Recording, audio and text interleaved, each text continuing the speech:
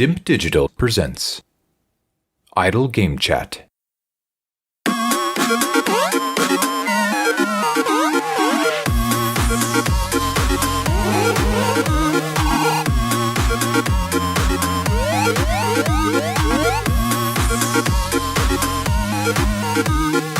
Hello, Apps here from Dimp Digital. Welcome to Idle Game Chat.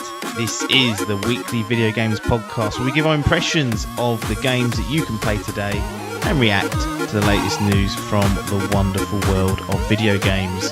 We are here every Monday on your favourite podcast app and YouTube, absolutely free.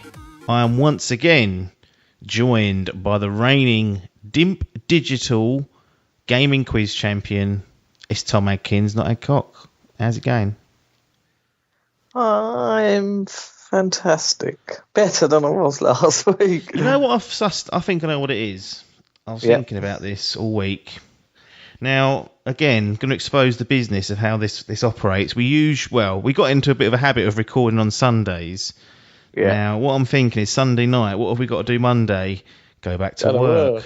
Now, I'm wondering whether Sunday blues is kicking in, and by the time we get to 8 o'clock of an evening of a Sunday, we're thinking about the dreadful business of Monday homing in. Whereas this one is being recorded on a Thursday night, and guess what day it is tomorrow? It's fucking Friday.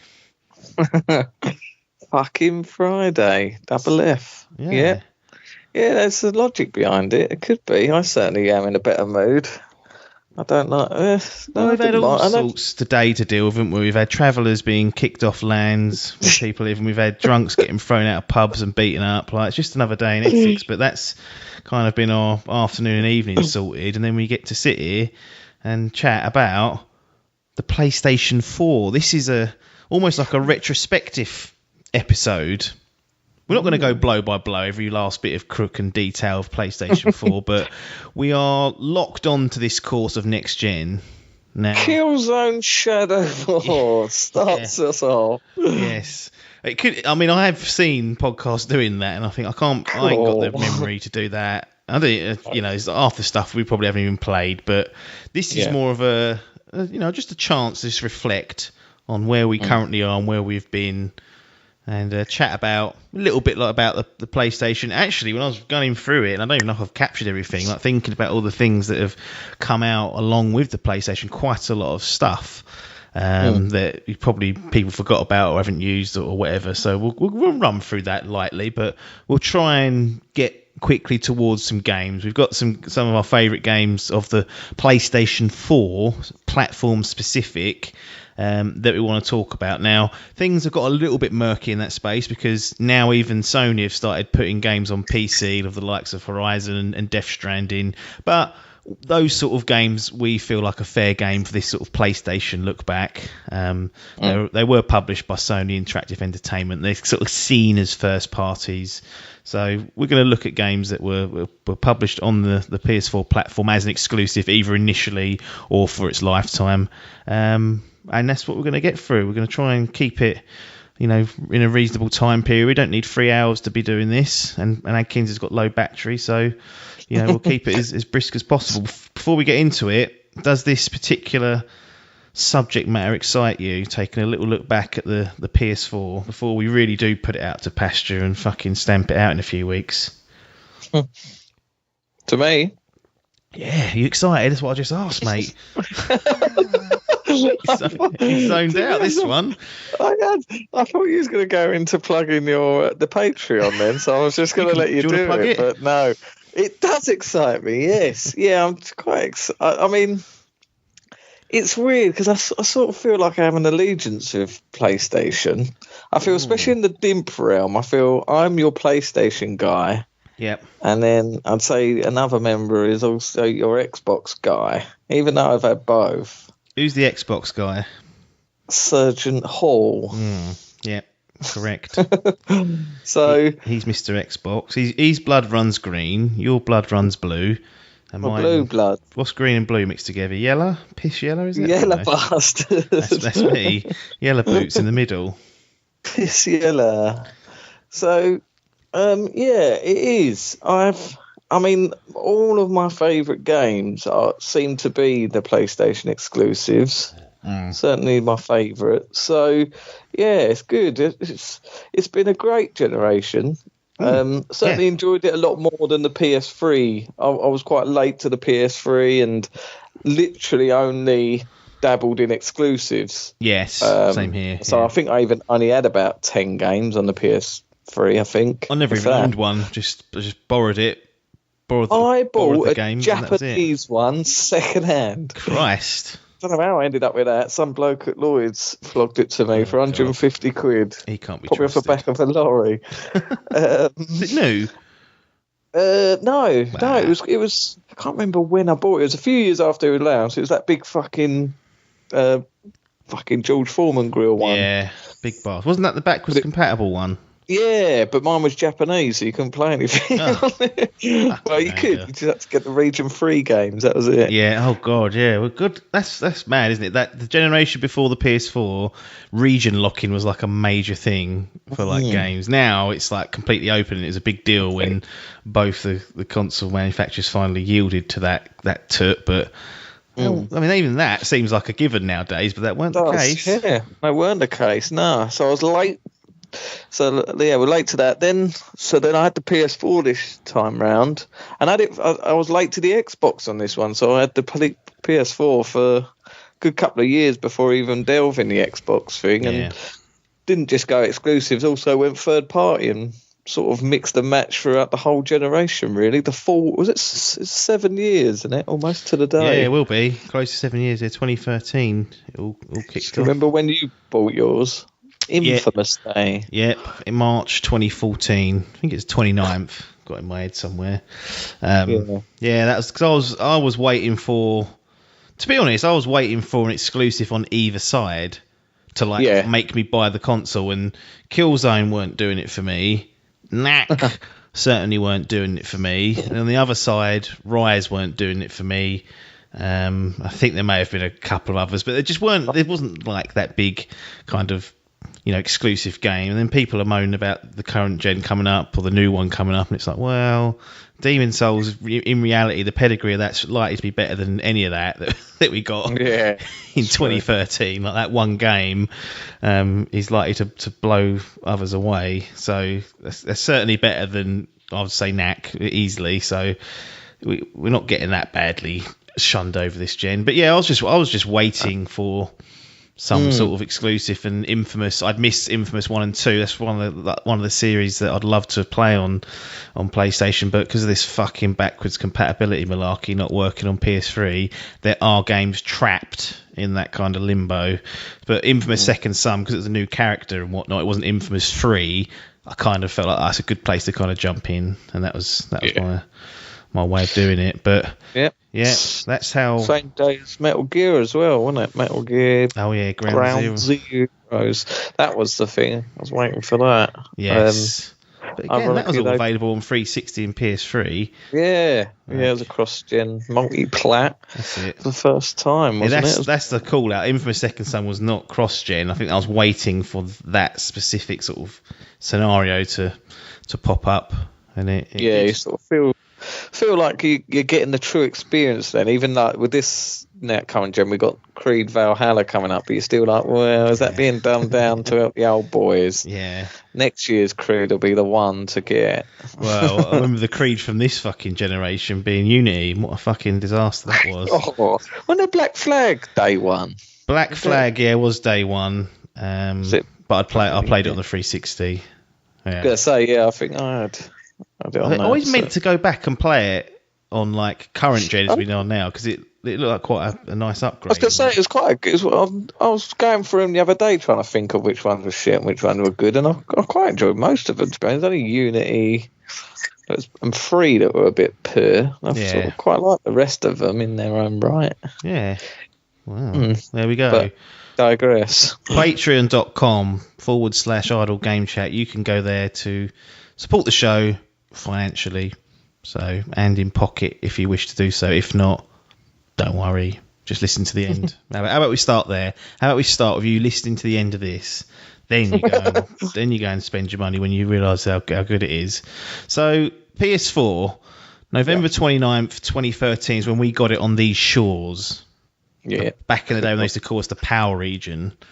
$349.99, 350 UK pounds for us, which sounds nice and cheap these days in comparison to what's happening. But we had a little talk there about kind of where we were. Why didn't you jump in? Because both jumped in with 2 feet this sort of new gen. I really have. Back in 2013. We were both sort of holding off. I know you had a nice PC at the time, so maybe exactly. That was the reason why I told Elbra. I said, "Look, I ain't getting none of these new consoles. I'm not interested. I'm going full Master Race. I've got to spend this money. Yep. I spent about 800 on my PC, which was, it's fairly decent for its time. There was no such thing as 4K back then. No. That was an invention to be made. It was literally 10, well, maybe 1440p was knocking about. I don't know, but certainly 4K wasn't a thing. So yeah, I was like, no, I ain't getting involved in these consoles. They're took. I'm gonna go full Master Race. I went full Master Race for about a year. Carried it on in the background, and then all these exclusives started coming out. Infamous, and then I wanted to play the Metal Gear games. I don't know why. I've just felt an allegiance to play them on PlayStation. It didn't feel right getting it on PC. Yeah, I actually remember when they showed Phantom Pain on one of the E3s on the Xbox sort of stage, and I remember sitting there thinking, "Cool, this don't feel right." Seeing this come out, but then Kojima made it up to the PlayStation fans by giving them some exclusive Sky. I don't know if you remember this. There was like the PlayStation 4 and PlayStation 3 versions initially had like a more detailed skybox or something. Oh, really? Yeah. There made a video about it, and I was like, "Good lord!" But yeah, I mean the package there. I mean that's to me a 350. Like, I didn't jump on it, but I certainly had earmarked it. I think I tried to get one December time. Or maybe early January, because it may have been early January. Basically, this deal come up and it was like 350 with about 4 games, and I was like, "Cool, I'll get that." It's on base.com. I might have been the Hut. Anyway, I put the order in. I remember I was in Edinburgh a weekend away. I could do a ghost tour or something, and put the order in. I was like, "Oh, sweet, that's going to be nice." So I'll come back a couple of days later. PS4 rock up. And then I got an email 24 hours later saying we've cancelled your order. It was a listing error. I was fucking seething. I couldn't believe it. Bet. But I had to wait until Infamous came out, and that was sort of D-Day. Is that what it was? That put you off, was it? After that? No, it didn't put me off. It's just that I was waiting for Infamous anyway. But then because this offer come up with the 4 games and the price, I was like, that seems like too good an opportunity sort of to turn down. Yeah. It wasn't to be. But yeah, I think overall, I mean, the PlayStation 4 itself. I mean, what do you make of the machine? I know we've had a Pro sort of introduced, which we'll talk about in a bit. I remember it being loud. I'm just going to go straight into the negative side of it. It was the loud. I remember it being loud, but I don't remember it being an issue to start with. It's almost as if sort of down the line as the games, which worries me about this current gen. They're now saying that these new consoles are silent, but I bet they said that in the first part. Yeah, lovely. I think it's when they start making these games more demanding and really stressing the engines, and that's when the old fans are struggling to keep up. Yeah. So yeah, I quite liked it. A lot of people didn't like the design, said it looked like a fucking sandwich maker. I quite liked the sort of angled slide. Sort of weird now because I've had a Pro for almost about 3-4 years now. Yeah. So I've sort of forgotten what the original one. It's just a 2-tier, and it probably looks well slim compared to but also that glossy side. That's right. Yeah, I didn't like that. That's a scratch magnet, isn't it? So exactly. Yeah, but yeah, in the design of it, I quite liked it. It used to annoy me that it didn't have a 4K Blu-ray player on it, so I had to use that. My Xbox was there. That was one thing. But yeah, other than that, I saw the UI was pretty good.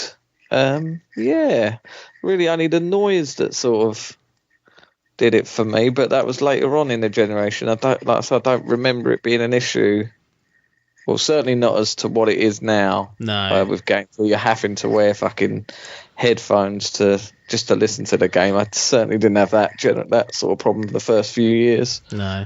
What did you make of the controller? Because we had this touchpad, and then this that was this new, big button in the middle as well, which was kind of like the replacement for the start button. Start and select gone. And then we also had this fucking light bar that you couldn't turn off, and you could see the reflection in the telly. Yeah. See, now, I'm trying to think. I didn't delve in any of the little gimmicky things you get. What was that? I think there's going to be one on the new one there. What's that game where there's like something living in your controller? Like the Astrobot stuff? Or Astrobot, that's it. Yes. Yeah, I never played that, but that sort of was trying to turn it into the gimmick. I liked the look of the light bar, but like you say, in reality, that's probably why the battery was really poor on. It still is on the controller. I always played mine plugged in to the Yes, going to say. I never sat far enough back that it was an issue, but that was like, I mean, the Xbox, you had to put the fucking batteries in it and replace the AAs, but the PlayStation, I kept plugged in, and the battery life wasn't all that good. I think that's probably why I left it. I was like, well, I might as well just leave it plugged in. I could probably leave it plugged in, but I don't. But yeah, after 2 to 3 sessions, I'm having to recharge it again. Yeah. And I've got one of those charging banks where you stick it in, so I have to literally plug it in and leave it on the side. Yes.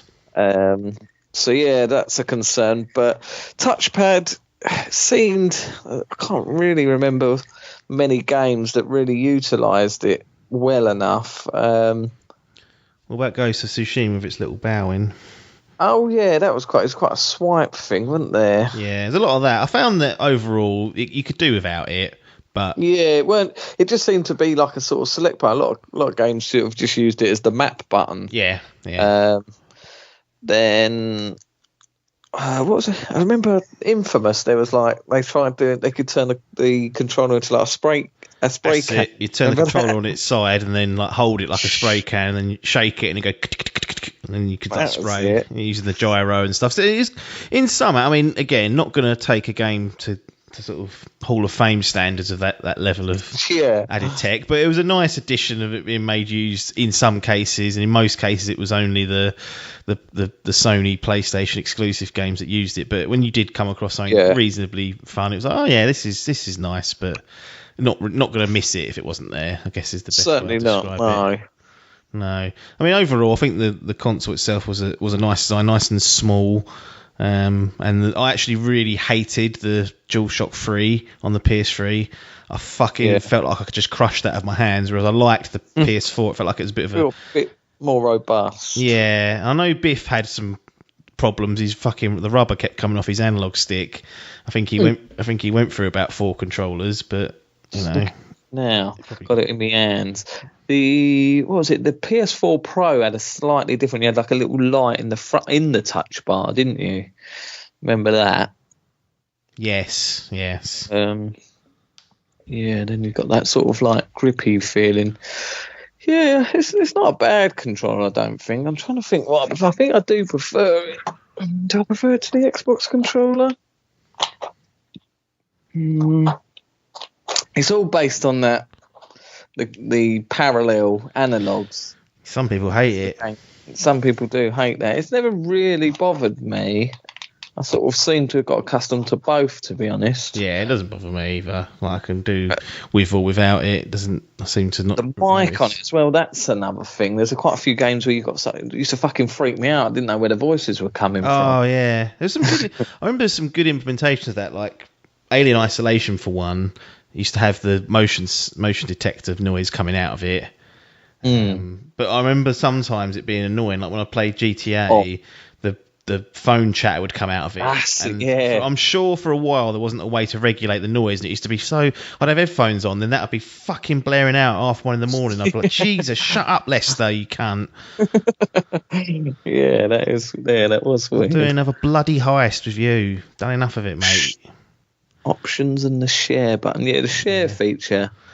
Good for doing. I suppose you must have used it a lot more than me. My bit of screen used to take a lot of photo mode pictures, but wasn't really a video man myself. Yeah, no, I did. To be honest, I used the video capture in the early days, especially. I mean, it would only capture, I think, in 720p, and I think it's still the case now. So it wasn't the best quality, but it was handy because it would do 15 minutes, which is a fair old chunk. So if I was cutting together like a video review, I could almost do one little playthrough where I'd go through like the main loop in like 7 minutes plus some extras, hit the share button, save it, and I'd have my footage that I could just sort of cut up and put together.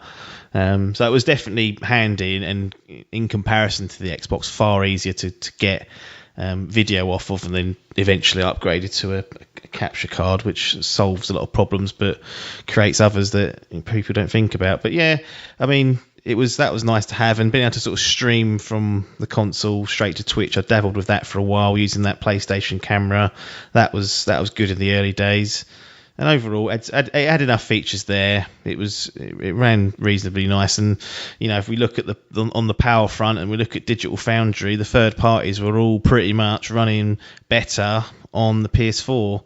Yeah, we've seen gaps between sort of, normally it was like resolution like 900p versus 1080p, not really going to notice, but at that point I started to sort of want to get a full HD TV that was full 1080p, because for a long time I had like a 1080i fucking resolution, which was like almost HD. And once you start investing in display units, you want the console to kind of show you what it's capable of. So the PS4 on that front as well just seemed to dominate in those early years, and it was a no-brainer really to have that and have it for the third parties, and it was a machine where you weren't really missing a lot if you had that. I'm gonna run through some not landmarks but little bits and pieces, little tidbits. March 7th, 2015, PlayStation Now launches. Cool. Streaming service, which has now become, it's sort of morphed into, it's still got the streaming for like PlayStation 3 and PS2 games, but now you can also download games. So it's almost like a hybrid, not nowhere near on the level of Game Pass, but you can still download PS4 and presumably in the future PS5 games. But it's a little side service they've come up with. Did you ever dabble with PS Now and play through the streaming service? Because I did have a trial for it and had a few goes at it. Yeah. I never did with PS Now. No, it started off as a streaming, didn't it? That's right. That's it. I just remember thinking back then I didn't even have bloody fibre internet. I mean, I'm struggling to get 50 meg now. So back then I reckon I'd have been on about 11 or 12. Probably ain't far off that now. But so I just remember thinking, not a chance. I think even when it first came out, there was like a tester you could do. That's it, just to see if it was. I think I tried that, and it was like, not a chance came up on the screen. No chance. So, no chance. That was even days. That was before Netflix was a thing. Yes, yeah. I did use it, and I played Ico through that. Cool. Shadow of the Colossus through that. Them frames on that stream. And the last one was Beyond. Was it Beyond Two Souls? The yes, the one Dreams with that, one. Yes, Defoe's in it, and not Ellie, but the one who thought she was Ellie. Yeah, Ellen Page. That's it. Yeah. I played through those 3 games on that service, and to be honest, like, it wasn't that bad. There was definitely times when it disconnected a few times, like, from each of the games, but generally for those games I kind of got away with it, especially with Beyond, because there's not really a lot of like fast twitch required. I was reasonably impressed, but I would never in a million years pay for it. I thought as a streaming service on its own. I thought no. Can you remember how much you did pay? Or was it a trial? No, it was a trial. It was like a 30-day trial, and that gave me that's when I kind of smashed those 3 games out. I kind of got through one a week, and I was like, you know what, I don't need to play anything else on this. There's no point in me keeping it. I actually do have a membership now, just because it was on offer on, I think it was on Shop2 for like 25 quid or something for the year. So I was like, you know what, I'll bung that on there, and I haven't used it yet, but there might be a third party game or even a first party game that jumps on there that I can download if I don't own it. But for me now, it's morphed into more of a download service, sort of like akin to the Game Pass, but it seems like they're sort of alluding to that. I don't really know what they're going to do with that PS Plus collection and that. you'd assume that with the success of Game Pass that they're itching to sort of try and just copy them. Yeah, but I don't know how much money Game Pass makes. Yeah, that's true. Yeah. I mean, I'm on it, and I've paid. I think I've got 3 years paid up. I've probably paid about 40 quid for the 3 years overall, because I topped up for tenner when they done that upgrade. I'd done the full sort of 3 years then. I've only been topping up months. I think they're not making anything off me. No, I suppose it's. Yeah, I don't get how games work. I don't get any of this. Like films, like when a film goes to to the cinema, they're getting up box office. They get ticket prices, but. Yeah. I don't know, do they get paid for every time you watch the film? And then if that is the case, if I've got to watch the whole film, they get paid, or do I just click on it and that counts as a play? Yeah, I don't know. I think the platforms just pay a set fee and say, we want this from January to March. We'll give you, 10 million, whatever the figure is. And then they go, yep, or they go, no chance, bring us some more. But, and then they just think, if we put that on our platform now, so like, Rainbow Six has just gone on to thing. Do you think they now get a wave of Rainbow Six players go, right, let's get Game Pass? Yeah, probably will. And you'll get people, and for Rainbow Six, you'll get people that have got Game Pass and think, oh, I'll try that now. And they wouldn't have played it before. And who knows, they might get sucked into it and buy an operator or two. And then they've got money out of the deal as well. So there's definitely a model there, but I don't know if they'll ever expand PS Now to be that. It feels like they're a bit reluctant to. And to be honest, it's probably not worth a battle worth fighting for, because the exclusives, and we will get to those, are, in comparison, this generation, they've fucking pistol over Xbox and it ain't even been close. So there's been no need to give away exclusives day one, because the people will become paying for it, and the people will be leaving happy being paid for it. So they don't have to be giving it away. Oh, Jim done an interview recently and just sort of said that I don't think we'd ever have day one first party games going onto a streaming service. No. He said no chance, so he shit the bed on that. Yeah, I mean, to be honest, I've got no qualms about paying for a good game. Like, as good as Game Pass is, I like to be able to have the choice to pick and choose.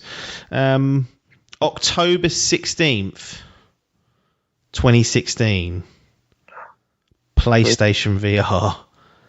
Cool. Remember how long it took Biff to buy it? Was it quite a while? I don't think it was. Was it that Christmas? Was it?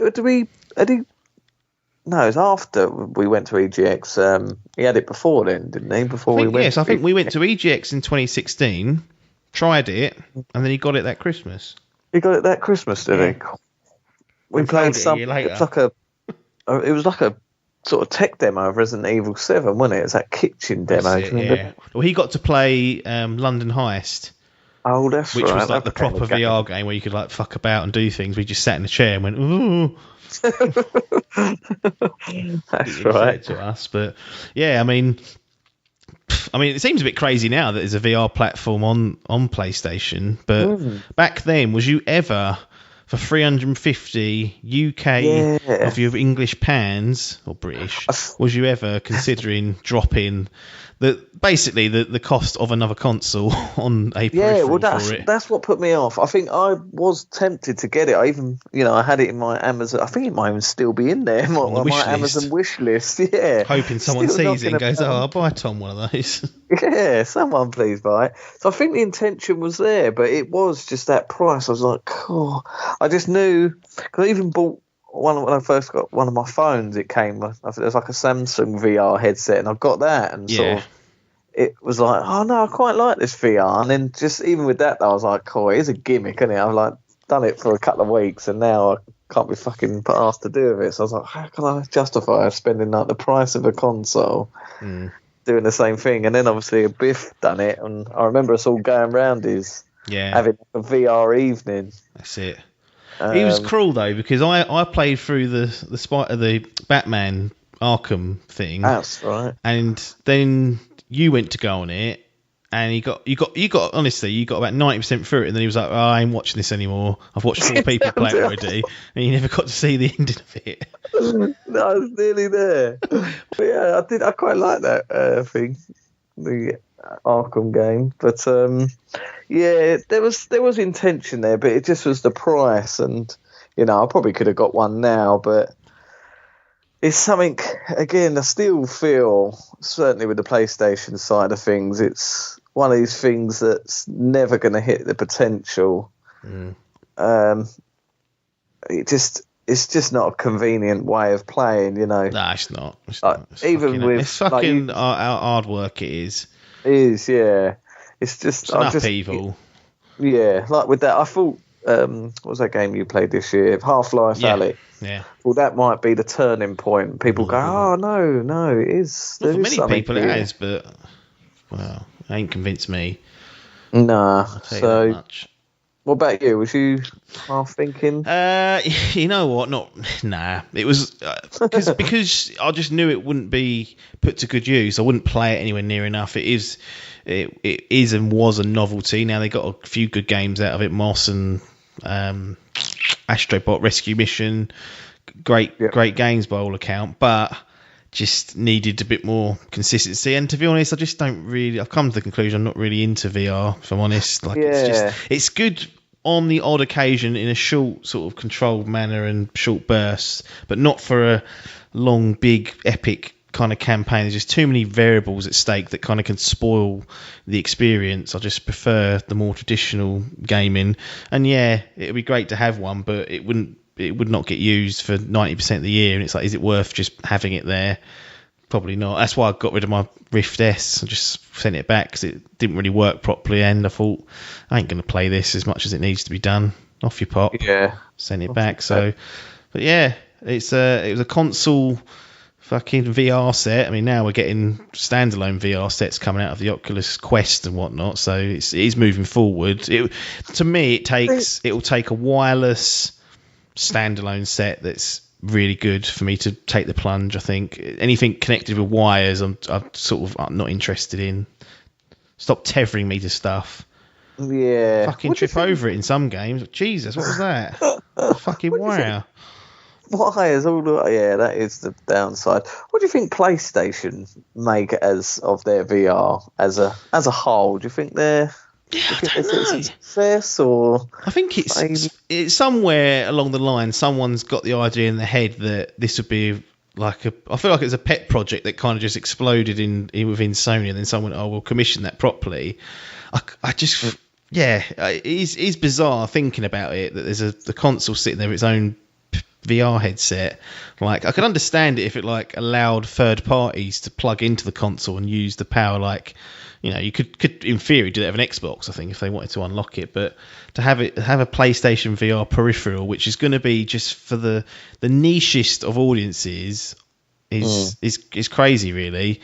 But maybe they wanted to dip into it. Maybe they thought that it was going to really explode and be the next way of playing, which I think it's been proven, at least in this generation cycle, not to be the case. Like, traditional gaming still far exceeds the VR stuff, and the quality of games just aren't to be matched. So maybe it was just a bit of a punt, a bit of a gamble. Be interesting to see what they do with PS5 and a PSVR 2, to be honest, whether that gets done. There's rumours of that working and happening, so definitely. It's always compatible, isn't it? The PSVR. Well, I was reading today that I think it is, but the games might not be, or some bullshit. I can't remember exactly what it was, but if you've got one, worth checking to make sure it definitely is working. Well, there's an adapter sound they can make there as well. Oh, yeah, 50 quid, thank you. 10th of November 2016. The world stands still as, in my mind, I don't think it's strictly true. I think this has been done before with like older consoles and some handhelds, but with one of the main players in the space, a mid-console generation upgrade, the PS4 Pro Project Neo comes to fruition, coming in again at a clean £350 UK. They like that price point. Love it. Now, no, I had no sniff of this happening with the 360 and PS3 era. We've got slim versions. But not a console that comes out and says, right, it's got 50%, 60% more power or whatever it was. I can't remember what the stats were. Never had that. This was like a different machine, and there was a palpable difference in performance across a lot of games. And me and you, we didn't get one immediately, but we did crumble eventually. Yeah, I think it was because I didn't have a TV yet. I think that was 4K why. telly. It was, So it's weird to think that it's only just this generation that we're actually still buying on day one, which seems mental to how long we've now been playing games for. Yeah. I think it was definitely that reason why I didn't get one day one. But I don't think it was long. I think it was weeks. Yeah, it may well have been like I've got in my head. I've got sort of either December again or January when we got it through Very, didn't we? We got 50 quid knocked off.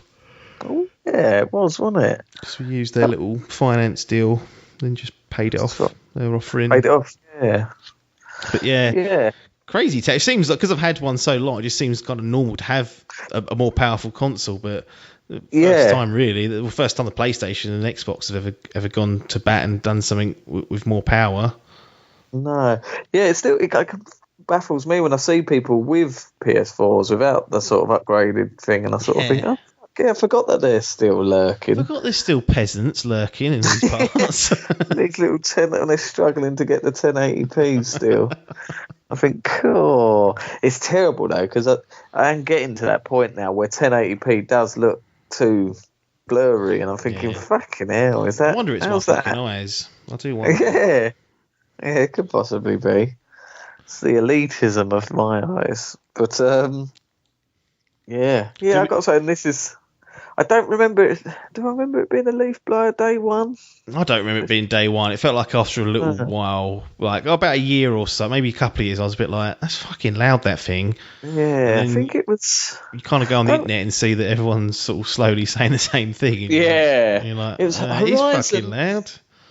Horizon was the first game I think I played on it.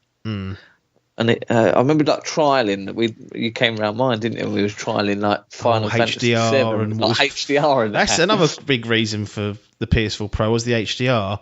But the PS4 got it patched into its firmware, so we could have stuck on that. But I remember that was one of the things that we were fucking about with for weeks, just turning it on and off and taking screenshots to try and see the difference. That's right. I'm sure we hadn't wasted all our money on these machines and these new tellies. That's right. Yes, I remember. I think, I played through the whole of Zero Dawn on it. Yeah. I remember thinking, I don't remember that being I think the real proof was something like. I remember certainly God of War, that being a leaf blower.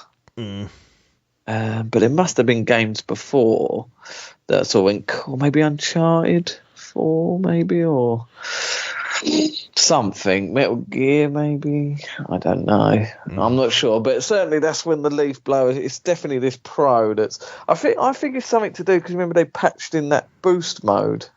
You mean it's that? Right. I think it's that's what really kicks them fans off. I think I did recently try and turn that off to see if it made a difference, but it still was fucking going mental and near nothing. So I think it's just the end of its cycle now, and it's just leaf blower. But it's a universal problem. But yeah, again, they're not really much different in terms of outside. We've got a second tier, got an extra sandwich on top of it. I mean, how did you feel about in hindsight now that we're right at the end? How do you feel about a mid-session or mid-generation fucking upgrade where we got our upheaval, get rid of the old one? Well, you keep yours, but I think I sold mine. I did sell mine and buy. I sold mine as well. Oh, you sold yours as well. Fair enough. But we've still got to do that. We've got to do the upheaval of getting rid of it, trading it or whatever, and then get a new one just to try and keep up with the Joneses. Yeah, that's right. Yeah, and I'm thinking, well, I'm sitting there saying it's not so bad because we didn't get one day one, but I suppose it should be worse in that case because we were late to the party and then had a shorter time before we got the second one. That's true, yeah. So, what year was it? 16 it came 2016, so it had a 4-year stint. Cool. So the 4-year stint, and we got one, it was a year late, so we only had it for 3 years and then upgraded. So I suppose because we didn't have no clue of it, it'd be... See, I'm assuming they're going to do the same again. That's what I was going to ask you. Do you think, well... See, I see the use case with the Pro and the Series X, 1X, fucking names, because of 4K sort of becoming popular. I don't, because the Series X, the PS5, for all intents and purposes, seem to be doing a decent enough job at 4K. It looks like it's going to be, for most games, 4K 60 or 4K 30 with ray tracing. That seems to be taking a real sting, so this 120 Hz business ain't going to be happening at 4K if you want that ray tracing on. So I think there's going to be some creative decisions made by the developers on what to target, and the PlayStation games, generally cinematic sort of showpieces, they go for lower frames and higher fidelity. So I can see those games targeting the 30 range. But there was obviously a reasonably big shift and uptake in 4K displays. It's still not penetrated the market that hard. I still think over half the tellies that are around aren't 4K, or at least out of the market. But it felt like they wanted to try and harness that new technology for the enthusiasts that wanted to do it. I don't know if we're going to get that this generation. I don't see 8K becoming 8K. No, it's out there at the minute, but you look at the TVs, they're like $5,000. So I can't see in 3 years there'll be. I ain't seen one cheaper than $9,000. Fucking hell, that's insane. The only thing I do think with the PS5 exclusively is a slim version, because of how many comments people have said about how big this PS5 is. So maybe down the line, if we get a slimmer one, don't know. But then again, are they just?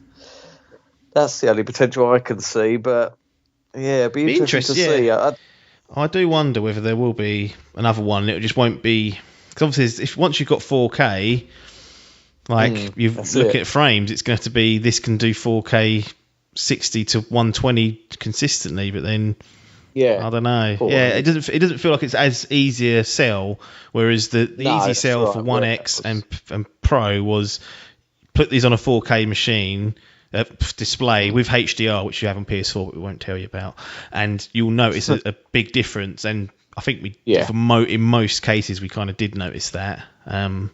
So I don't know. It'd be interesting. To see where we are in 3 years, and see if we're talking about a PS5 Pro. They didn't do any slims, did they? What, of the Pro? No, of the PlayStation 4 or anything, because I know there was the Xbox One S, wasn't there? They done like I think they just did a non-glossed version of it. They took away the glossy side of the PS4 original, and it was just a flat matted one. You could still. I suppose they've done a lot of the like the limited edition ones, the bundle ones, didn't they, with different cases and that. I wonder if that's a thing, or if it is just these little cases with the new one. Again, we'll have to wait and see.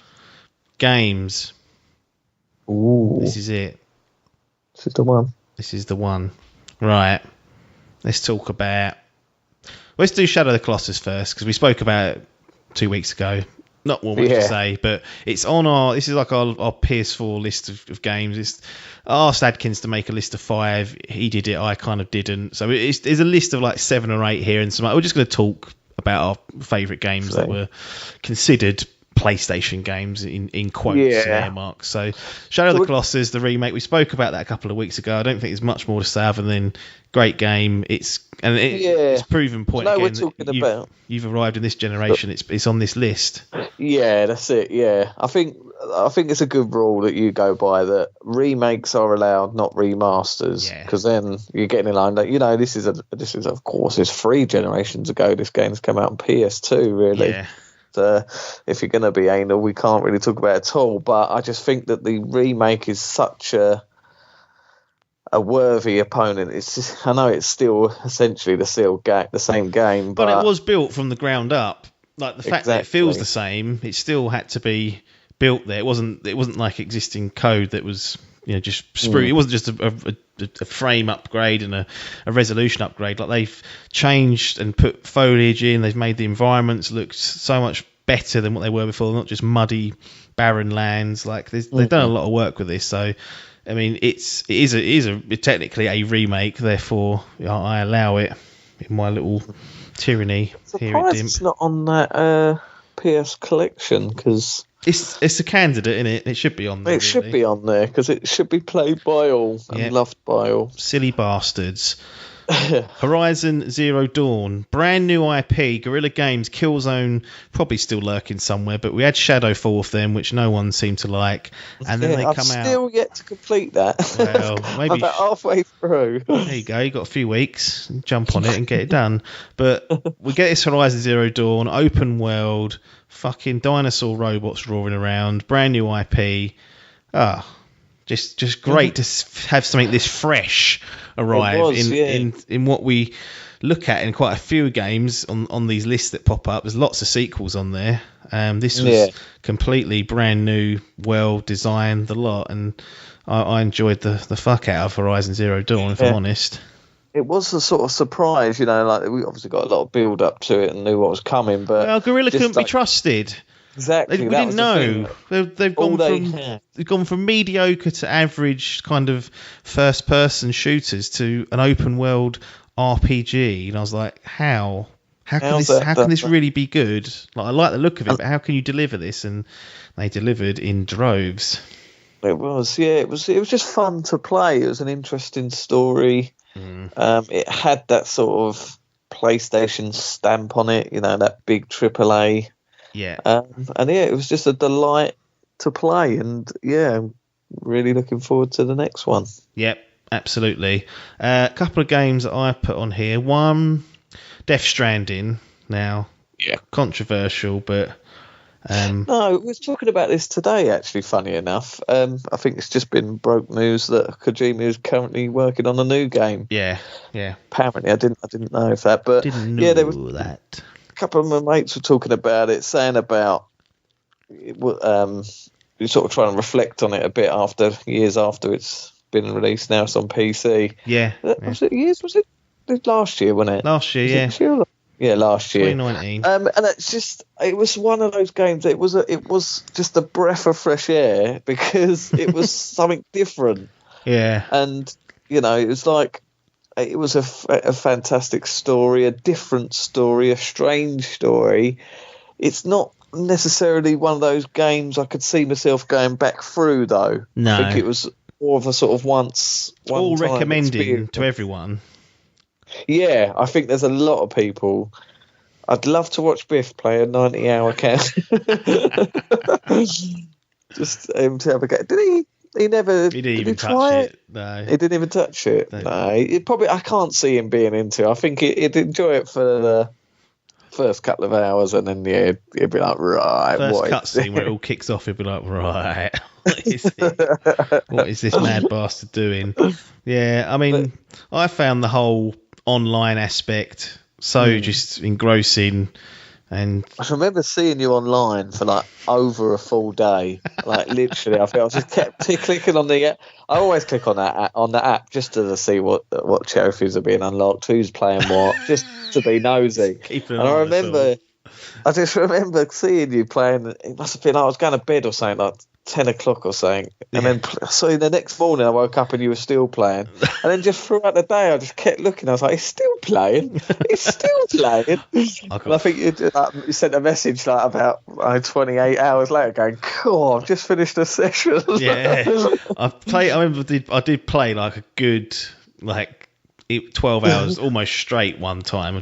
I really did just get sucked into this fucking road building project that I set myself, and I don't know if I would ever go back personally. I kind of sometimes sit there and think I fancy just going on it just at a slow pace, because it is quite relaxing in most cases, until those fuckers kick off those BTs. But in general, it can be quite a relaxing game and unique. Not for everyone. It does divide people on whether it's any good or toot, but I'm on the side of it being good and enjoying it. We have with these days is the lurking of spoilers. And I know I contribute to this a lot, but I do find myself wanting to get games done quick as I can without rushing, just so stuff isn't spoiled. Yes, and I feel like I had that with this. I wanted to sort of get through the campaign and get the full story.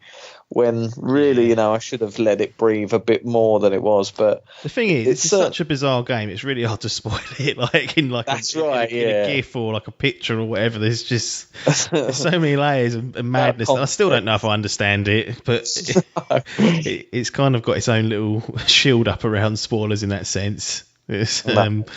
But it's one that I'll remember, and that's why I kind of put it on the list. Yeah, I think it was just like an amalgamation of different. It just had that sort of cinematic feel, like the cutscenes and the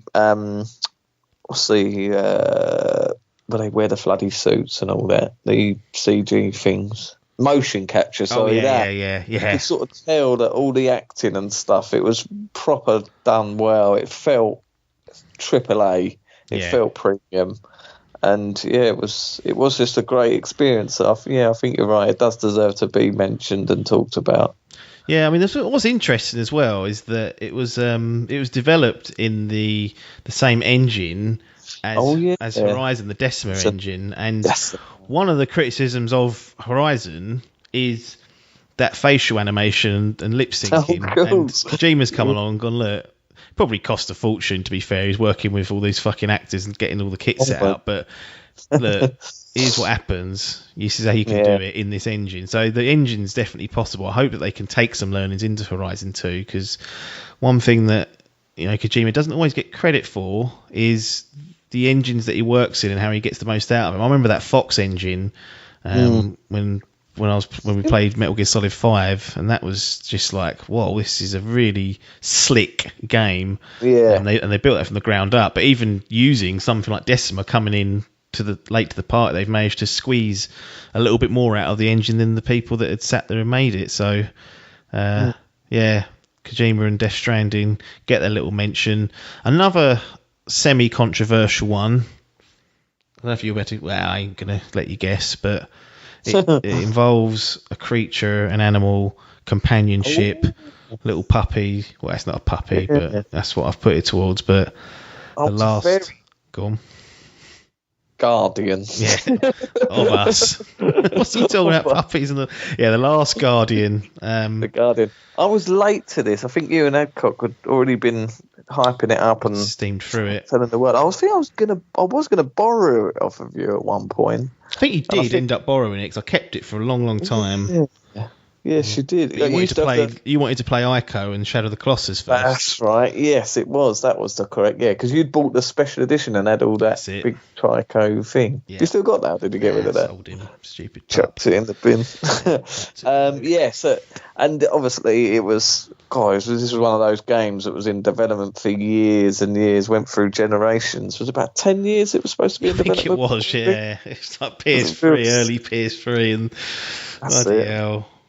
We finally got it, and look, it ain't perfect by any stretch of the imagination, but it was clumsy to play sometimes. Trico was a pain in the backside, but the connection I had with that game and Trico as a character and the story and sort of the minimalist nature of the story, like all those games serve you. There's still that thread of DNA that comes out of Ico into something as great as Shadow of the Colossus, and is still present in The Last Guardian. It still has that special sauce in there if you can get over some of the audacious bit. But I actually didn't find it difficult to play. I know it's completely a subjective thing, because I've watched people try and play and think, fucking hell, that would really wind me up if Trico was doing that. I love the story, I love the setting, and it was just one of those games that really hit me in the gut, and as I was playing through it, really connected with it.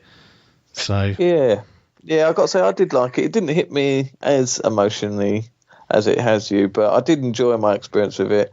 I was certainly a lot later to the party, a few years down the line. I think I picked it up for about £12, I think, in the end. Cool. It's an absolute steal. Then after going through Ico and Shadow of the Colossus, I then did my Rodney brain and went, I can now play this, even though it's got nothing to do with it, essentially. Same world, some say, but went through my merry way, and maybe I was a bit sort of I probably burnt myself out with these type of games. What's the studio called? It's like Japan Studio. Yeah, well, this one was a bit strange in that it kind of all got stopped because for whatever reason it couldn't work. It was all sorts of. I mean, in hindsight, it shouldn't have come out this game.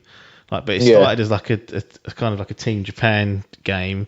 Then Ueda, who was like the director of Ico and Shadow of the Colossus, the main guy, he was working for a firm called Gen Design, and then he was brought in. Gen Design were brought in as contractors to help finish and get the game done, basically. So it was, they obviously had what was left of the old bit, and with Japan Studio kind of put it all in together. But it was you could tell that Ueda had a hand in it, having played his old games of Ico and Colossus. So that was always, I think that was an important, because without that I think it may well have just been crapped on even more. But I was I liked it, and it's definitely one of the most realistic kind of animals. I know Trico himself's not a realistic animal because he's got wings, horns, claws. He looks like half bird, half dog, half cat, but just his mannerisms and the way he behaves and whatnot. The fur, I remember the fur, just the way it went in the wind. Yeah, them feathers. That does look good. It was weird because it had that sort of realistic Trico, and then I can't remember what the little kid was called. Little boy. Did he have a name? But yeah, he was sort of almost sort of anime-esque, cartoony. Yeah. So it was a real good stylistically, like I say, and the world was just incredible. Yeah. I suppose if you've got a PS4, you should be playing these games. Get on them, slops. Uncharted 4. Oh. Now, when you get to the full entry of a series, often you'll go. Peaked with 3. We've done all this. Like God of War Ascension, was that the 4th one? Yeah, that was. This series is dead in the water. That's gone downhill. Although I liked Ascension, but no, it was very much because they had a few of the PSP games as well, and I think that really bundled onto it. And everyone's like, right, not actually doing much here, are we? But I do think Ascension gets a lot of stick. I've never played it, but I like to just repeat and parrot criticisms of games I've not played. But no, there's a lot, like you say, a lot of games that are like that. And so, Ascension is a bit like that. So, I agree. I think you would think that of Uncharted 4. What we doing here? Come on, Naughty Dog. We just had The Last of Us. Why are we going back, retreading Nathan Drake's old toot? And, well, you take it away, because I know this is one of your favourites. A lovely platinum trophy for his troubles. And lovely track. I think that's what you just said. Right. I think what you said, we've got The Last of Us. What you doing going back to Uncharted? Yeah. And I think that's what Sony thought. Hang on, why don't we now pass over to the creators of The Last of Us and let them do Uncharted? Off you go, Bruce and Neil. Bruce and Neil in your pop. So we have the. I can't remember where she left. Was it on? It seemed that I recalled it was bad terms she left on that Amy Hennig. Yeah, I forgot about that. Yeah, it certainly wasn't. It didn't seem like it went well. No. So we got the trilogy on PS3. Yeah. Brilliant trilogy. And there was always talk of a fourth. And then then obviously all that hoo-ha with Hennig. She left Naughty Dog when I went over to Visceral, I think. Was it Visceral or? Yeah, that game got fucking shat on, didn't That's it. She went to the Star Wars gang. So they were like, right, well, what's happening here with Uncharted then? So Neil and Straley, I think Straley was on it as well, wasn't he? Yeah, Bruce was there. He's co-directing. Bruce was in. And we got Uncharted 4, which I think it is. I really like 2. 3 was great as well, but I think 4 was probably the best Uncharted, I thought. Yeah, I think so, yeah. And technical showpiece. Super fun to play. The grappling hook adds a new dimension to sort of what was just sort of cover shooting, reasonably good. Yeah. Still great puzzles, great sort of movement and climbing and jumping, all that exciting stuff. The set pieces still on another fucking level. Yeah. And what I liked was that still funny, still got good humour, but I felt like they told a bit more of a grounded and adult tale with the old brother coming back and about relationships and things. It felt like it was a bit more of a mature look. It clearly had like the lens of not a Last of Us because that's so depressing, that game, but and that series, but had that mature lens over it to create a bit more of a grounded, story and whatnot. I really did enjoy that sort of just change in direction, because could have easily done a fourth and made it completely wacky and whatnot and cheesy, but they kind of got a nice balance here, I thought. Yeah, definitely. It would have been funny if they would have fucking done a Last of Us 2 and really fucking stirred it up, killed off Nate in the first thing. Really fucking, that would have been hilarious if they'd have done that straight off the bat. But no, I think taking the reins of a beloved trilogy like that, it must have been daunting. Obviously, with how well they've done The Last of Us, they sort of had that to tail off of. But it must have been daunting to think, fuck, we could fuck this up and people are going to hate this. But yeah, I think they outstandingly done. They sort of overestimated, if anything. Yeah. What a game! Yeah, and I really want the PS5 to come along and they go, right, there's a patch of Uncharted 4, 4K 60. Sorry. Yeah. Because I know the multiplayer was 60. Yes, it was. That was quite a bit fun. We don't play many multiplayer games these days, certainly in the Dimp realms, but we did have a few sessions. I think there's even some funny recordings out there of Biff trying on a fucking... I had to dig that out somewhere, of him on a fucking grappling hook, and even old Logan was getting involved, and we had a merry old time on that. Yes, yeah. It was certainly a bit of an underrated mode, and much like the Last of Us multiplayer was. It was a bit of a bolt-on, but it had its time to be enjoyed, and A Thief's End, Uncharted 4, great. And great series, sort of that would probably be, it's called A Thief's End, so maybe that's the end of it for that. But we then move on to Kratos, resurrected, God of War. No title, no number, no nothing, just God of War. And you're sitting there watching E3 going, what the fuck are they doing? Yeah, it was one that I wanted it. Like I say, I've always loved the God of War games, played them all, and I did like Ascension, but there was a stoutness to it. I think Barlog didn't have much to do with fucking hit the drugs by then. He'd had enough. He's gone, right, love, fucking get me some of that Nordic cocaine, and let's really blow the shit. And then there was a couple of years.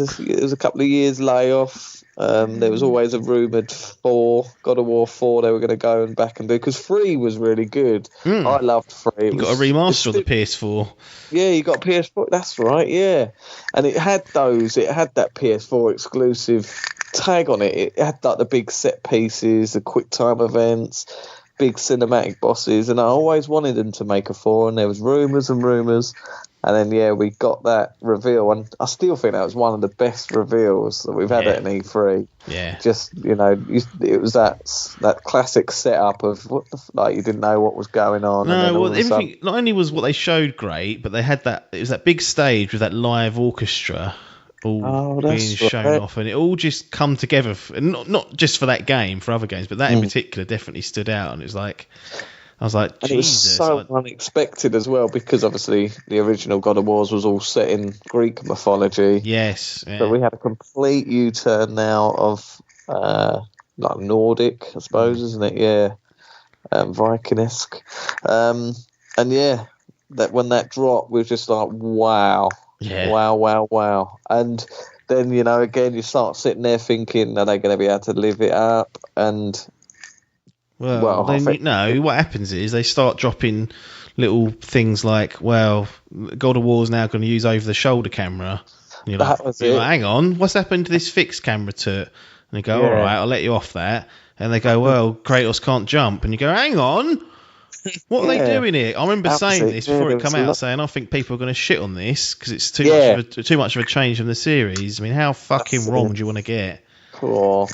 And then, it comes out, and then there's this talk, reviews started dropping, and I was like, wow.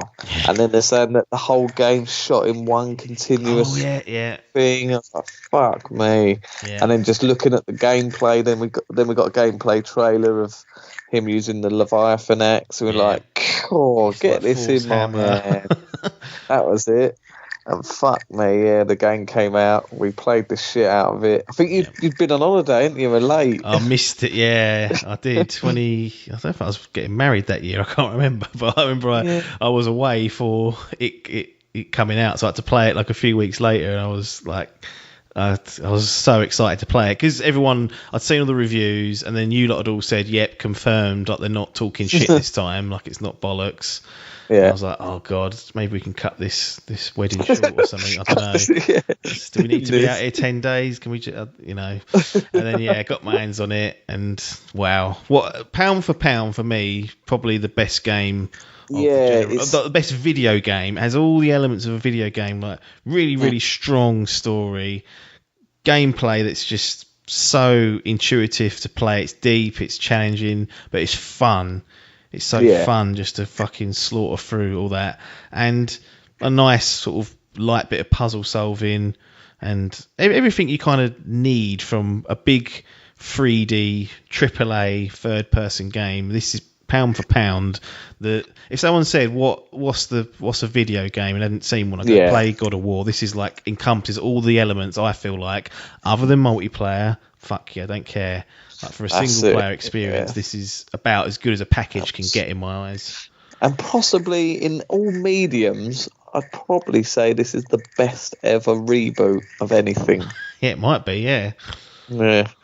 I ain't got much to contend with them Star Wars movies, but I'm just trying to think of big reboots like this, like a real change in direction, the Kratos we were used to, like a lot of people used to say, yourself included, that Kratos just wasn't. It was just a loud noise. He had no sort of personality, and he didn't. He was just this aggressive man with white skin and a bit of red over him, and he just had that was his backstory, that he was just angry and wanted to kill everything in his path, and a lot of people like that about him. He's just this aggressive man. But then we got this story, and you're like, at first I was like, right, yeah, but this isn't God of War, and then after playing the game you're like, no, this is God of War. This is the new God of War, and this is what we wanted. I didn't realise this is what I wanted, but it's just so much better. And it's, Kratos became a character, a deep character as well, and it told a story that was needed to be told. Yeah, and it was just incredible. Yeah, absolutely. And then the last sort of pit stop on the top games that we've got on the list. And these are in no particular order, but maybe we'll pick out our favourites, or maybe we'll save it to like another sort of.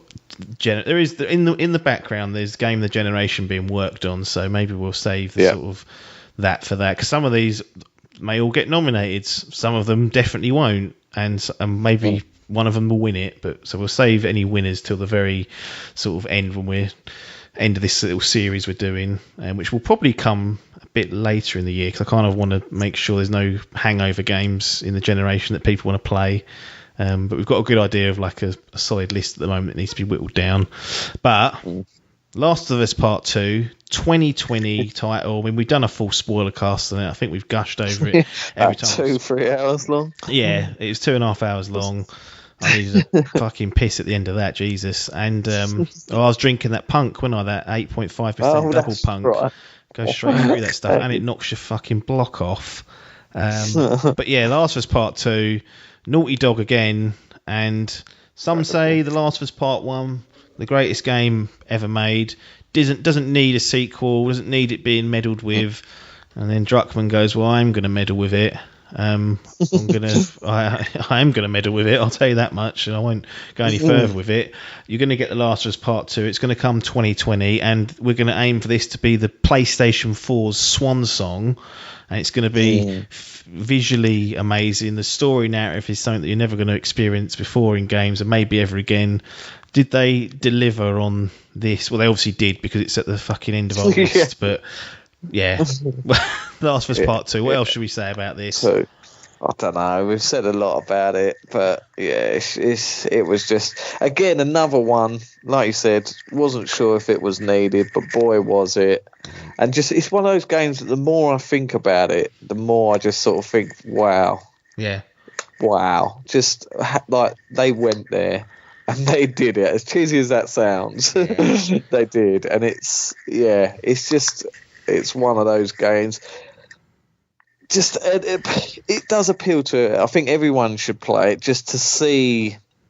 If you're not into these type of games, it would be a struggle because this is a lot longer than typically these games are. Yeah. But just this, a lot of people say that gaming is so immersive compared to watching a film or reading a book and stuff, and I think this is the sort of swan song of it, that if you played this game you would feel that connection of how visceral it feels and how cinematic it feels, how the characters seem real and fleshed out, and you kind of understand their motives, and it's not.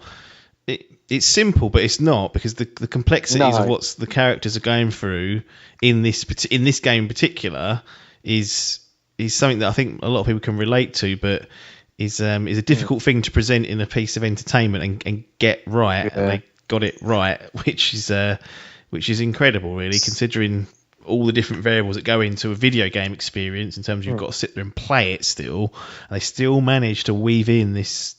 Probably the best gaming story I've played. I'm trying to think. Exactly. It's games like it's weird. It was such a different experience.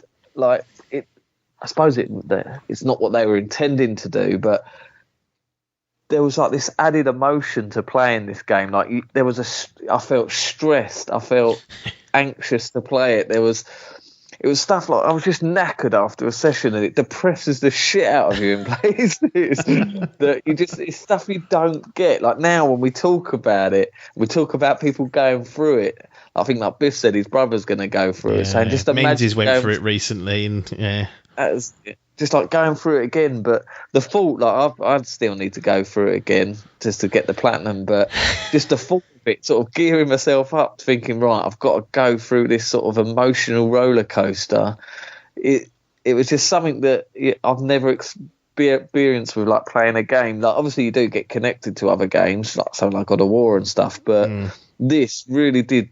I felt like I went through the fucking ringer in this one. Yeah, by the end of it, I was sort of broken, and it was incredible. Yeah, it is more of a. It's not a happy-go-lucky experience. It's going to be very uplifting, which doesn't make it bad at all. It actually makes it quite an interesting direction, because it will. It sounds like a negative. It does sound like a negative, but no, it's an experience that's never. I've certainly never experienced. I don't think you either. No. From this sort of medium, but a must play by all, and it's a story that has to be told and will be continue to be told, because they're now converting this into a TV series. That'd be interesting to see where they go. Yeah. The success of it. Will we get a part 3? Do we need a part 3? Same questions that we had at the end of 1, so they've done it again. Well, that's sort of like the main meat of the games that we wanted to speak about. There is a few more here I wanted to mention and get really brief thoughts on.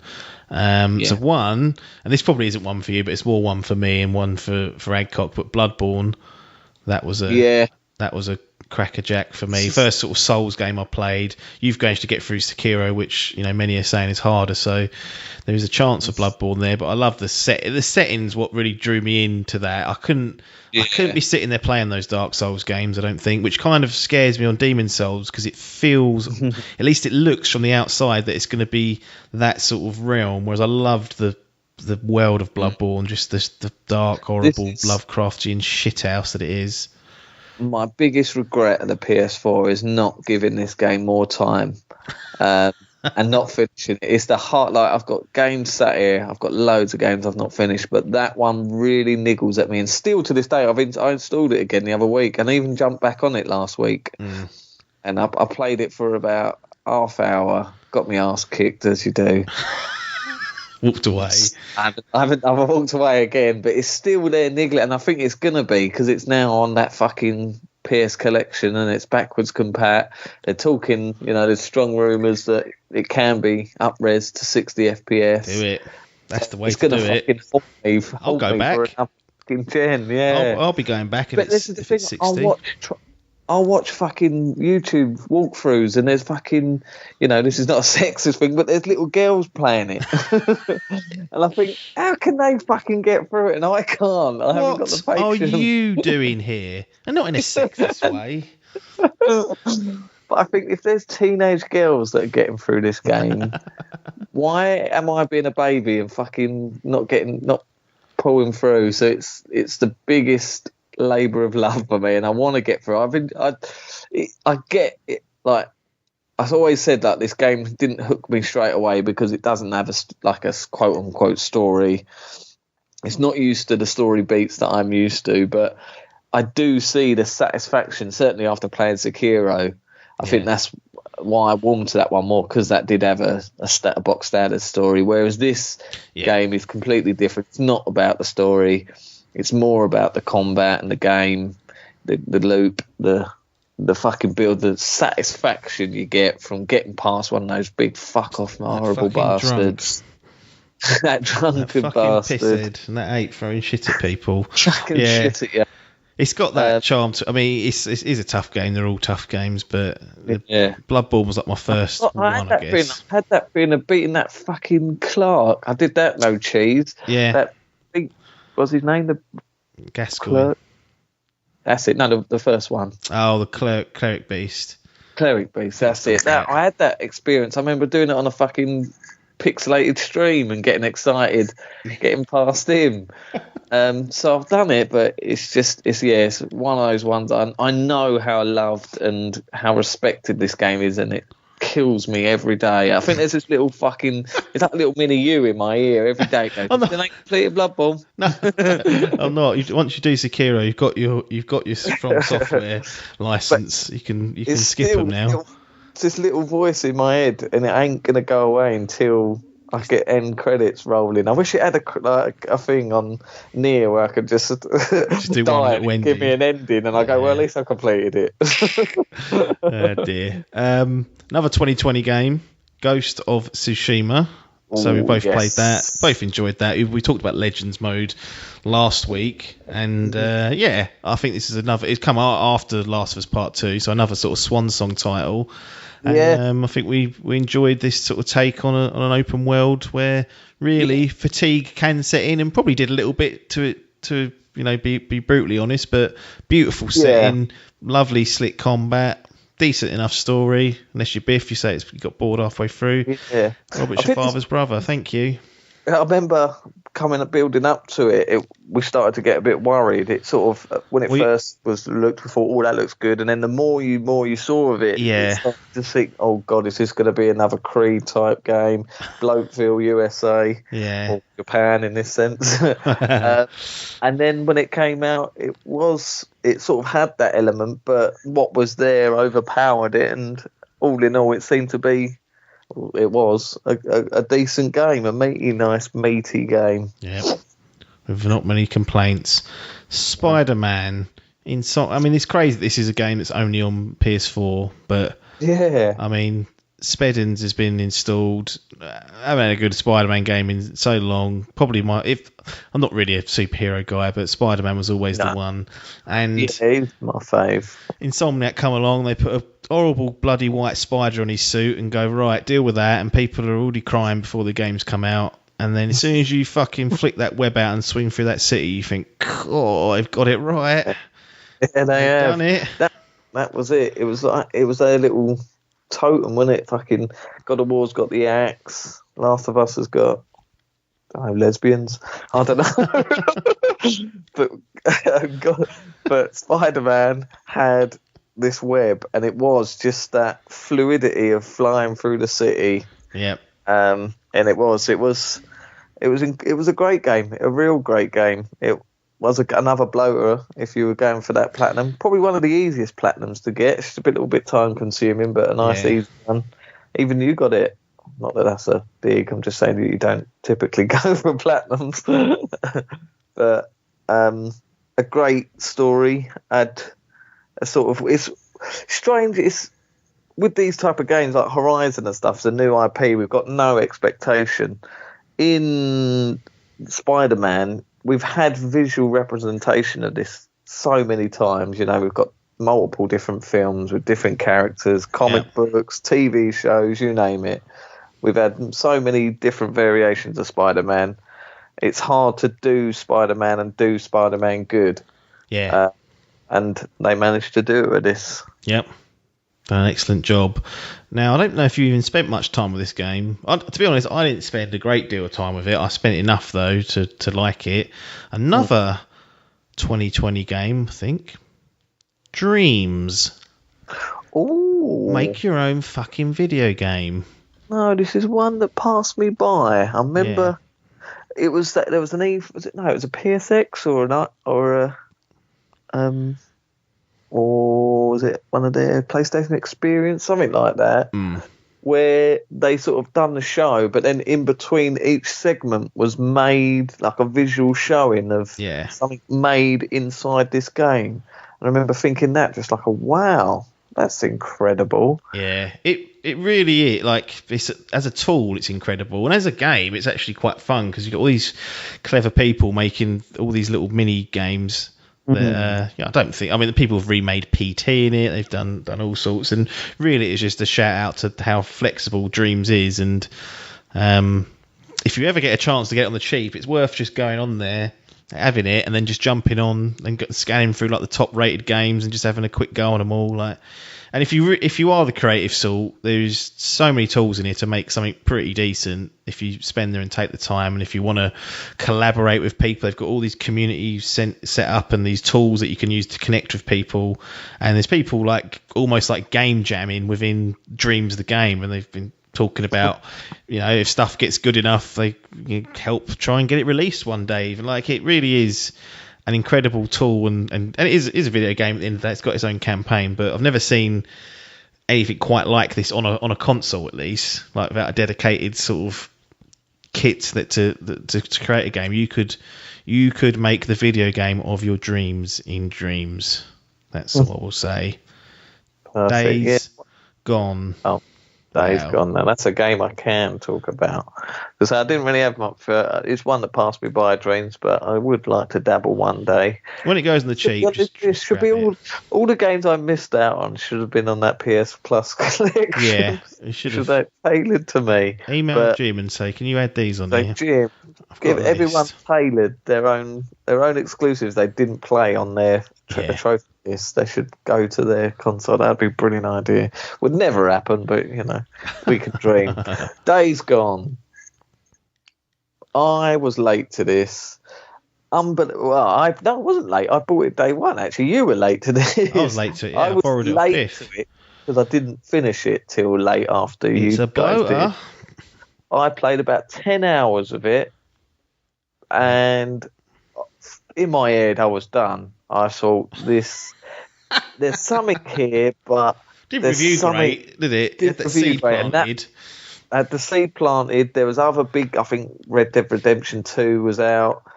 There was a lot more distractions, and I thought this isn't good enough for my attention. I thought at the time.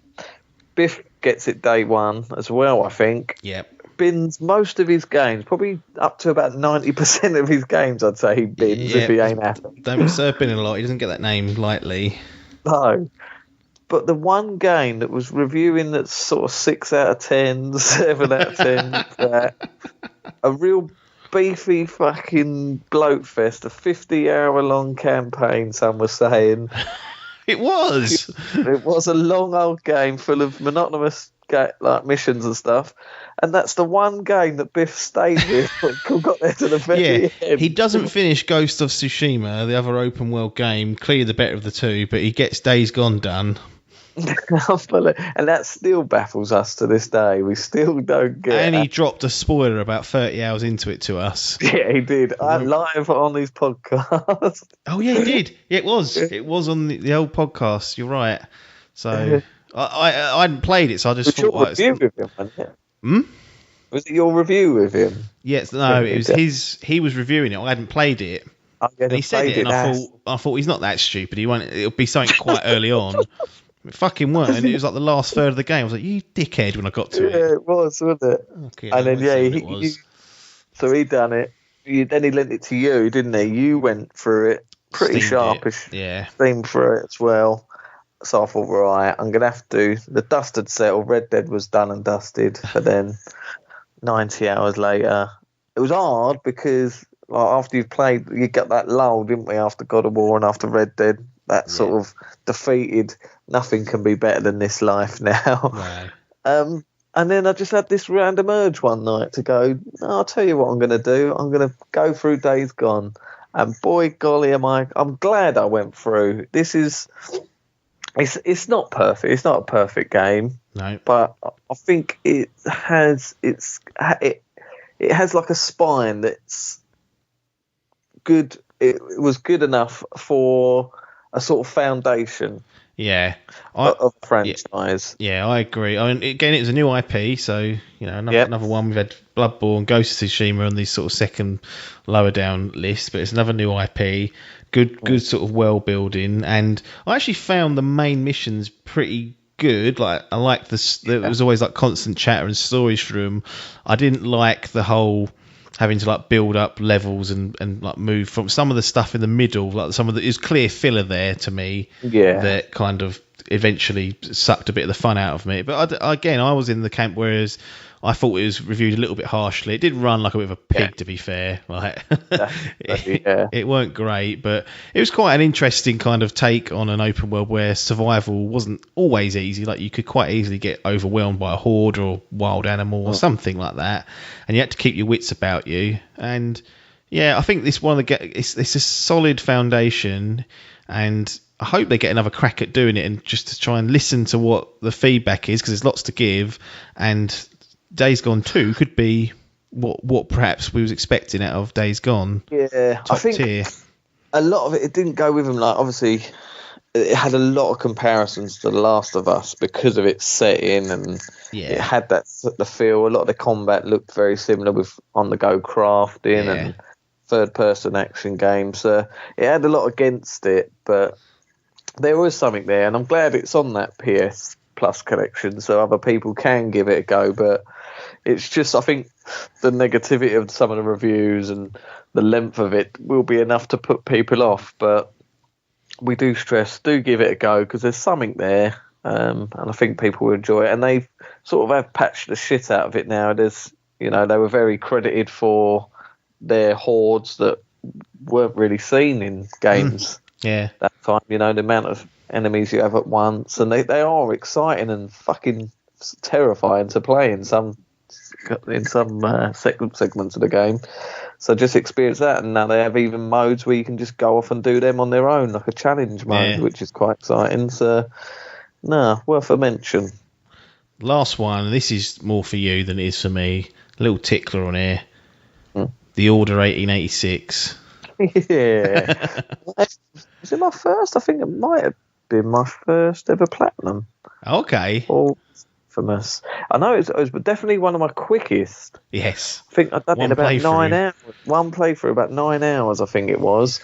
And this is another one, a similar sort of thing to Days Gone. It's sort of, they built like a good foundation for a franchise. I like the setting. It was graphically stunning. I was going to say graphically stunning. I'd like to play it now at the end of the generation to see if it actually is. Yeah, or if that was just us going, cool. Yeah.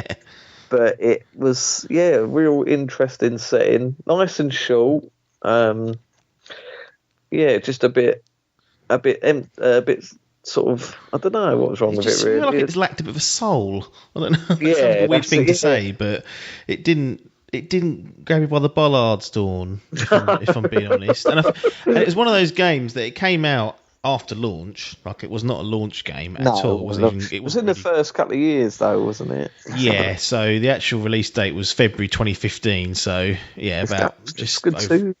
just over a year and a bit, wasn't it? Yeah, and to me, it felt like it was a launch game in that it looked great, but it didn't have much soul there underneath. And had it come out in a earlier period, like in the launch window, I felt like it would have got a better time with the critics and a better time with the fans, outright. But because it came out in 2015, we'd already seen some better games running on these sort of platforms that I think it hurt it a little bit, and it never quite recovered. But I played through it. It was pretty harmless, and I think that unfortunately might be the end of the Order 1886 though. The setup they've done there. Ready at Dawn went off and did something else, and that IP will probably sit there until someone else wants to pick it up, or it'll just rot. But I thought I'd put it on there because I know you kind of had a positive spin on it and did enjoy it for what it was. One of the problems was it was short, and people was like, right, you're asking for full price for that, and they were like, it was like 5-6 hours, wasn't it? I think. You were platinum in it, so it probably took you 9, I think you said. So I didn't. It probably took me about 6, I think 6.5, 7. The platinum was just going through levels again, so it did extend the thing. But I think even Logan went through it, didn't he? I remember him talking about it. He got scared of that hospital going to the ground, right. The subway, because of werewolves and shit, weren't there? You don't like them scrabblers or those werewolves. Did you ever play it? Don't know. Don't know about Sir Big We text him every week now just to get him questions for Biff. See if he responds. I doubt he will. Probably wrapped up in bed at this time of night. Biff. Order 9 hours 58 minutes. Fastest ever platinum. So I lied. 10 hours it took me. But still.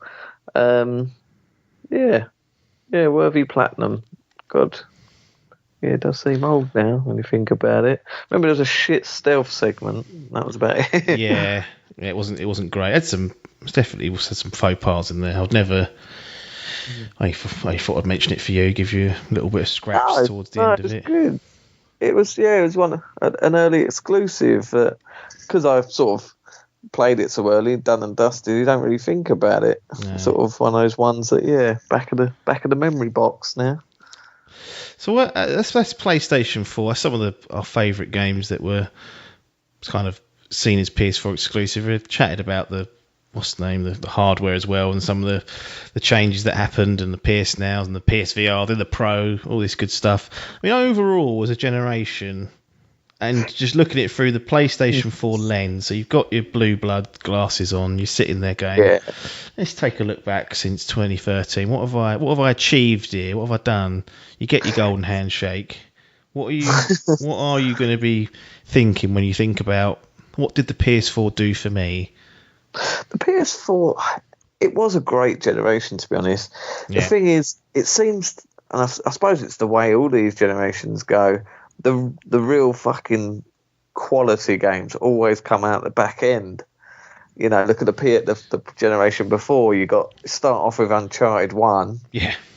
You get Uncharted 2. Like a lot of people like that more than 3. But 3, you got these cinematic things, and then fucking right before the end, you get The Last of Us. So you're like, sure. Yeah. And it's a similar sort of thing here. But to be fair, there's games throughout. You know, the likes of some other games we haven't mentioned, things like Infamous. Yeah. Then you had a couple. Then you got what else was there? Detroit. There's a couple of games. Yeah, Detroit. The Yakuza games that were exclusives at the time. This generation, I suppose it was. I still was stuck through the whole. I was late getting the gen before, but would have been playing the same amount of time. But I don't know. It must just be because the games are getting better. But I think it was a brilliant game. You know, like some of these games now, like the likes of Last of Us 2, God of War.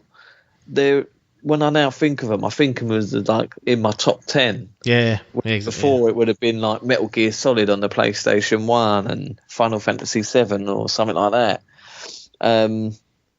Now these sort of games that have come out in the last sort of 4 or 5 years or whatever it is, they're now the best ones that I've ever played. So they've dislodged a few, haven't they? Yeah. So when I think of that, dislodged this childhood nostalgia somehow. Exactly. Yeah. That's it. You have that sort of attachment to games like the old ones, the old classics, and it's knocking them off. Yeah. So when I think of the PlayStation 4, I think it was such a success story, not just with its sales. You know, it pissed over the Xbox ridiculous. You look at the millions sold. Yeah.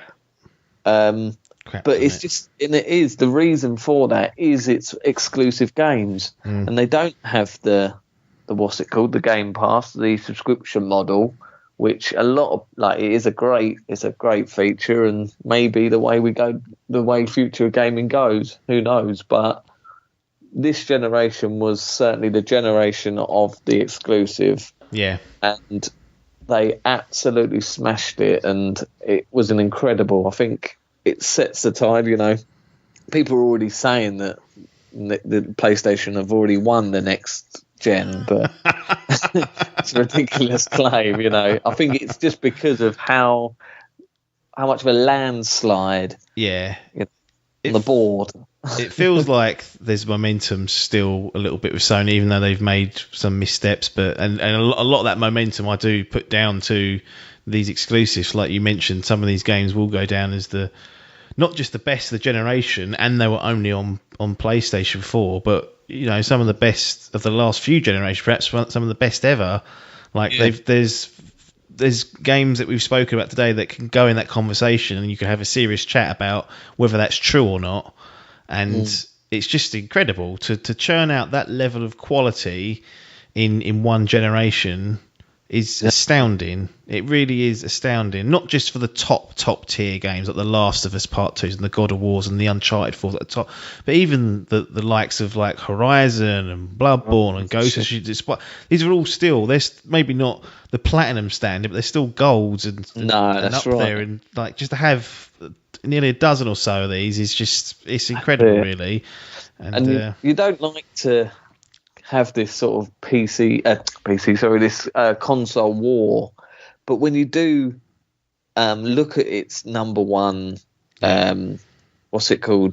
rival and competition, and you're comparing it to the likes of Halo 4, Halo 5, Gears of War 4, Gears of War 5, those sort of games, and it doesn't even come close, you know. Even these ones that are just the Horizons, the Tsushimas, they're night and day better than these games that are coming out, and that's, I think, what's gave it the edge this generation, and I think they can be, you know, it's a success story. Like even like you said earlier about the PSVR, they've launched that. Xbox didn't even give it a go this gen. They said, "Fuck it, can't be bothered with it. We've got different fish we're trying to fry here." Yeah, but you've won this one. Yeah, congratulations. And I think it's a success story, an interesting one because it sets so many different.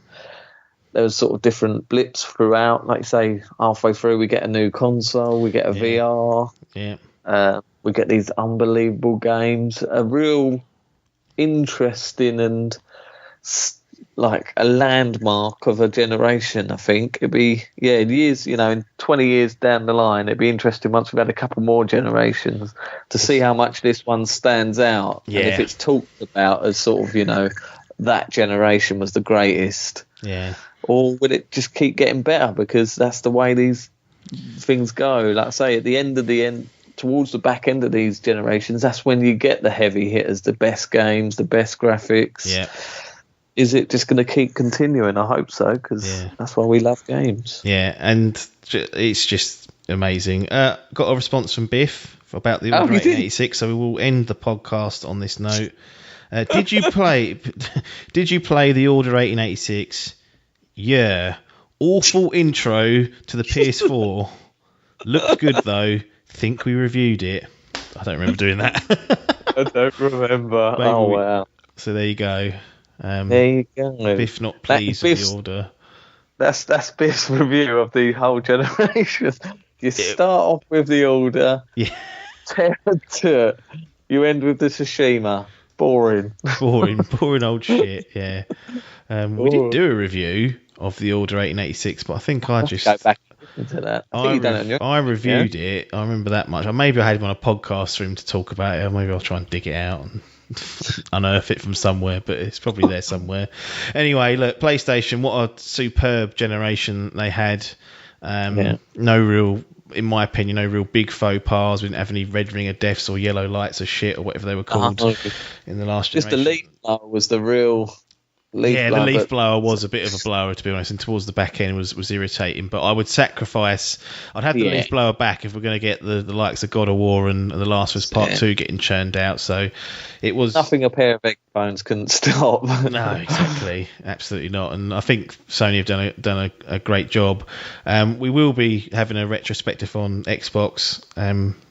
During this sort of little run in the lead up to the generation, so keep an eye out for that in the coming week or weeks. And I think we'll call this one to an end, a nice extended bumper edition to look back at the PS4, some of the great games. And if you've got any games that we didn't mention that were aligned to the PS4 brand, people will be fuming we haven't talked about the last Final Fantasy IV remake. Yeah, 7. Maybe they will. If you're fuming, fucking get in touch. Twitter at Dimp Digital. Salmon will be on that. He ain't fucking completed it yet. No, exactly. At Dimp Digital or at Idle Game Chat at us and tell us what games we've missed that you wanted us to talk about, or in the various circles that you can get hold of us, you know how to.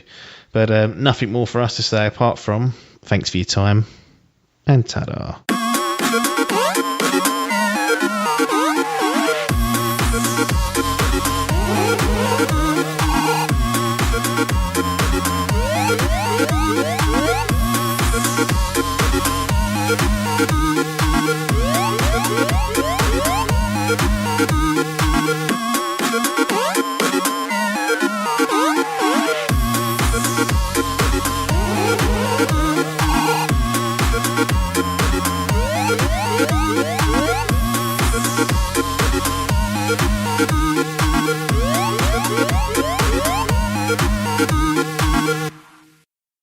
This was a Dimp Digital production.